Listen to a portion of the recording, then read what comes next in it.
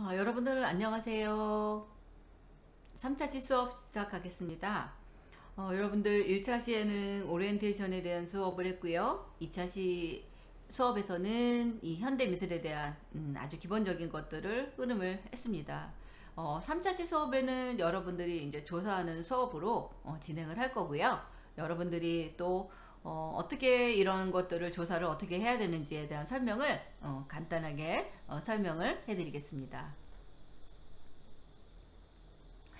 현대미술의 작가들을 보면 지금 뭐 제가 계속 반복해서 얘기를 하지만 근대미술이라고도 할 수 있겠어요. 그래서 19세기 이후에 등장한 이 신고전주의, 낭만주의, 사실주의, 인상주의 등으로 전개가 돼요. 그래서 신고전주의는 이 18세기 중엽에서 19세기 초 프랑스를 중심으로 유럽 전역에 나타난 사조입니다. 그래서 건축, 미술, 예술 이런 것들이 전반적으로 나타내요. 그래서 이 바로크 로코코 예술 양식에 반동을 해서 고대 그리스 로마의 회기를 기조로 하고 이러한 이 정확한 묘사, 이성적인 균형 잡힌 형태 및 의미 있는 주제를 담았습니다. 이것들이 이제 그 현대 미술은 아니고요. 그 전 것들은 이렇게 흐름을 갖습니다. 그래서 근대 미술, 현대 미술에 와서는 이제 인상주의, 여기서 이제 인상주의부터 시작을 한다고 보면 되겠습니다. 좀 이렇게 낭만주의에서 이 19세기 초의 중반에는 형태보다는 이 19세기예요. 이제 우리가 이제 낭만주의에서 이제 이 인상주의로 간다고 그랬잖아요. 그때는 이 색채를 굉장히 중요시했다는 거죠. 그리고 현실을 초월한 자유로운 내면 세계를 표출한 인간 감정을 중시한 형태가 주를 이뤘다고 볼 수 있습니다. 그래서 19세기 중엽에 유행한 이런 사실주의, 자연주의, 이런 객관적인 사물과 자연의 상태를 그대로 표현한 미술 형식. 그래서 대표적인 게 이 밀레, 이삭죽기, 만종, 이게 대표적인 이 작품이라고 볼 수 있습니다. 왜냐하면 그 전의 그림들은 우리가 회화에서 역사를 보면 현대미술 그 이전의 그림들은 대부분은 어떤 것들을 선호했냐면요. 이런 자연보다는 좀 이렇게 굉장히 좀 뭐라 그럴까요? 좀 예쁘고 좋은 그림들 그런 것들을 좀 그것은 아니지만 좀 약간 표현하는 게 좀 그런 것들이 많이 있었다는 거죠. 근데 지금 이 인상주의 와서부터는 화가들이 많이 이제 표현하는 방식들이 조금씩 주제부터 많이 변화하는 것을 알 수 있습니다. 20세기 그 다양한 미술의 시작을 보면 우리가 보통은 19세기 중엽에 유행한 이런 사실주의, 자연주의, 객관적인 이런 사실과 자연의 형태를 그대로 표현한 미술 형식을 얘기해요. 그래서 이 얘기는 뭐냐면 이 그 현대미술에 와서는 주제를 자연에다가 했다는 거죠. 자연에다가 하고요. 또 이것들은 뭐냐면 일상적인 그 농부, 자연에서 일어나지는 일상적인 이런 것들을 주제로 삼았다는 거죠. 그게 대표적인 게 밀레 이거 이삭죽기입니다. 그래서 수확이 끝난 그 밀 들판에서 이삭을 줍는 이런 세 명의 여성들을 그리고 있었다는 거죠. 이게 어떻게 보면 이 현대미술의 초점이 아닌가 그렇게도 이해를 합니다. 이거는 만종. 여러분들이 이거 모르는 사람이 없죠. 다. 이 밀레 만종도 마찬가지로 실제 이 삼종 기도라고 합니다.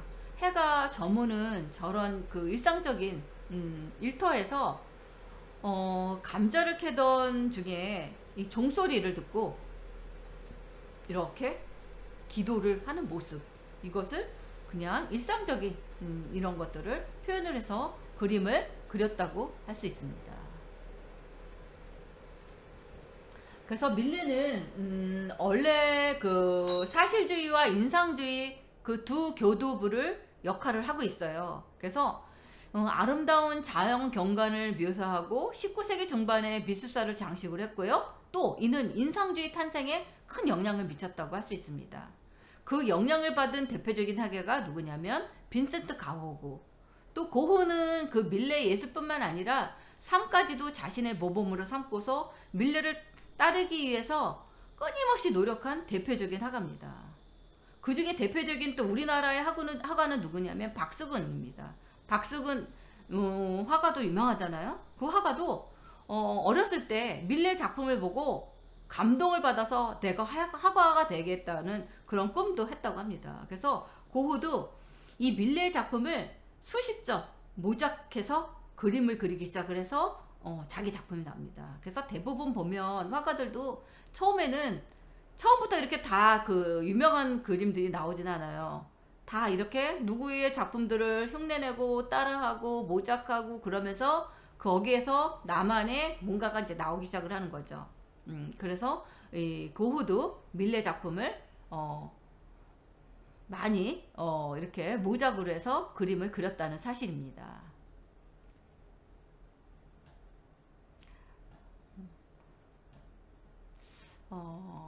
그리고 그 밖에도 이 클로드 모네의 작품들 밀레 풍경에서 많은 영향을 받은 것으로 볼 수 있습니다. 그래서 이런 구도나 상징적인 요소 세라의 작품에도 많은 영향을 미쳤고요. 우리나라에서 제가 조금 아까 얘기한 것처럼 이 박수근이 12살 때 밀레의 만정을 보고 화가가 되기로 결심했다 하는 것처럼 그렇게 하고 있습니다. 저는 여기서 제 얼굴을 끄겠습니다.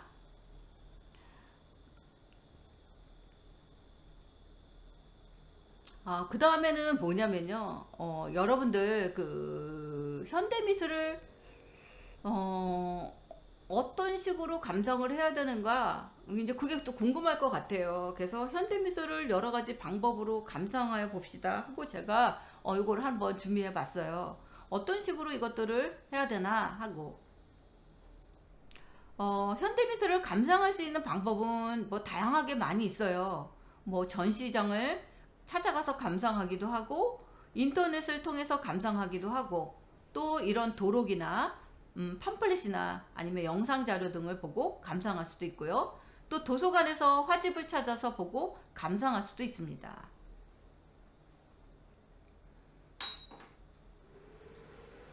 또 이렇게 그 국립현대미술관이나 아니면 국립중앙박물관에 가서 그림을 볼 수도 있는데 최근에는 이런 코로나의 영향으로 해서 전시들을 많이는 공유를 안 하고 있는 것 같아요. 그래서 여러분들이 만약에 감상을 할 수 있다면 인터넷이나 아니면 동영상으로 해서 보셔도 좋을 것 같아요.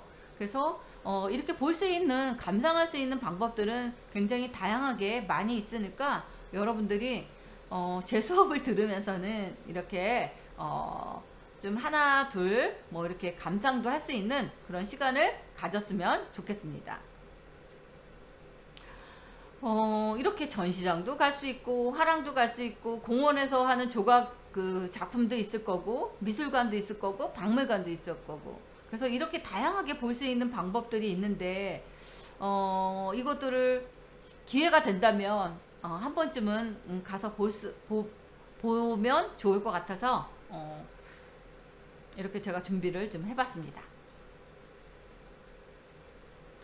근데 이것들을 볼 때요 내가 그림들을 보거나 감상을 할 때 어떻게 봐야 되나 물론 직관적으로 주관적인 거기 때문에 느끼는 감정들이 다 다를 거라고 저는 생각이 들어요. 하지만 여러분들이 처음 초보자들이라면 뭐 그런 느낌들도 있겠지만 이게 뭐가 이 그림을 보고서 재밌는 점이 뭘까?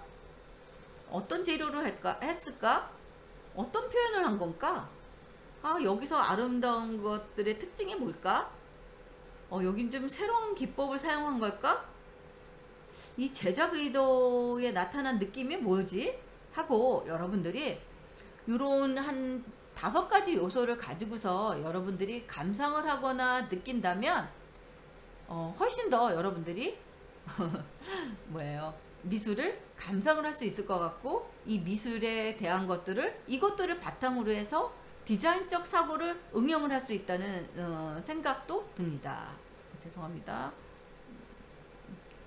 뭐가 잘못됐네요. 네. 그래서 지금 이런 5가지 요소 특징적인 아름다운 새로운 게 사용하는 이런 기법들 제작 의도에 대한 느낌 아니면 이런 표현 방법, 재미있는 점 이런 것들이 같이 들어간다면 참 좋을 것 같다는 생각이 들어요. 그래서 이것들을 가지고서 디자인적인 것들을 응용하고 이런 것들을 가지고 발상을 한다면 좋을 것 같아서 이렇게 한번 이렇게 5가지를 한번 준비를 해봤습니다. 그래서 여러 가지 방법으로 감상하기. 첫 번째는 여러분들이 잘 아는 작품을 하나 넣었어요. 별이 빛나는 밤에 고흐 작품이죠. 그래서 이것들이 특징적인 아름다움을 찾아보니 금방 그린 듯한 느낌을 주는 이런 직선적인 것보다는 곡선을 많이 사용을 했잖아요. 이렇게. 그리고 약간 보색 대비. 예. 서로 반대 색들을 가지고서 이렇게 해서 색을 한 거. 이게 그래서 어떻게 보면 곡선을 썼다는 거, 색의 그 보색 대비를 썼다는 거, 그 다음에 뭐예요? 이 대비를, 색의 대비를 줬다는 거. 이게 이 그림의 특징이라고 볼 수 있다는 거죠. 이 그림은 생내미 요양원에 있을 때 그려진 작품이라고 합니다. 그래서 이렇게 특징적인 아름다움을 만들어 볼 수 있고요. 또 이거는 이제 나중에 다 할 거예요, 여러분들. 세라의 작품인데 이건 점묘법이에요. 그래서 점묘법의 화가, 그래서 기법, 그래서 이런 점들로 인해서 이렇게 혼합되어지는 이런 효과, 이런 작품들이 또 있을 거고요. 이거 여러분들 다 알죠? 행복한 눈물, 리텐슈타인의 작품. 이 만화도 제도에 들어가면 예술이 될 수 있음을 보여주죠. 현대미술에 와서는. 아까 제가 2차 그 수업에서도 이 루이비통하고 이 그 협업해서 하는 1차 시에 보여줬나? 그래서 슈퍼블랙이라는 이런 것들을 가지고서 협업해서 하는 작품들도 있었지만, 이런 애니메이션 같은 이런 그 기법들, 근데 이것도 엄청나게 가격이 엄청나죠. 이렇게 독창적인 것들, 만화를 도입했다는 발상, 이게 도창적이라는 거죠. 그래서 만화를 도입했다는 발상, 이게 또한 굉장한 기법과 재료를 가지고서 유행을 시켰다는 거죠. 또 이거는 드가의 작품입니다. 여기서는 뭘 하냐면 약간 이 그 파스텔 같은 느낌을 받습니다. 여기서는. 그래서 파스텔의 그 최초의 화가, 이것들은 드가를 볼 수 있겠죠. 그래서 움직이는 것에 순간적인 아름다움을 포착해서 독자적인 수법을 써가지고 보는 각도를 바꿔가면서 대상을 열심히 잘했겠죠. 거기에 나타나는 이 무용의 화가. 그래서 이 드가는 무용하는 작품들이 대부분이 많습니다. 그래서 무용의 화가라고 이름을 짓고 있어요. 그리고 약간 파스텔풍의 화가라고도 할 수 있고요. 그 다음에 이 마네입니다. 마네는 구도에 대한 게 참 재밌어요. 이 구도가 굉장히 불가능하대요, 그림이. 근데 이 구도를 어떻게 그렸을까 하는 얘기입니다. 근데 마네는 미술의 기본도 모른다, 뭐 여러가지 각각 그런 구설수도 있겠지만, 이 20세기에 와서 그 당시에는 이 사람이 빛을 못 봤대요. 이 그림이 이게 뭐냐 막 그랬는데, 21세기의 사진 전문가가 그림 속의 상황을 재현한 사진을 촬영해가지고 만해의 작품, 이런 억울함을 풀어주었다고 합니다. 그래서 굉장히 그 시대에 이렇게 상상을 해서 그림을 그렸다는 거는 엄청난 거라고도 할 수 있겠죠.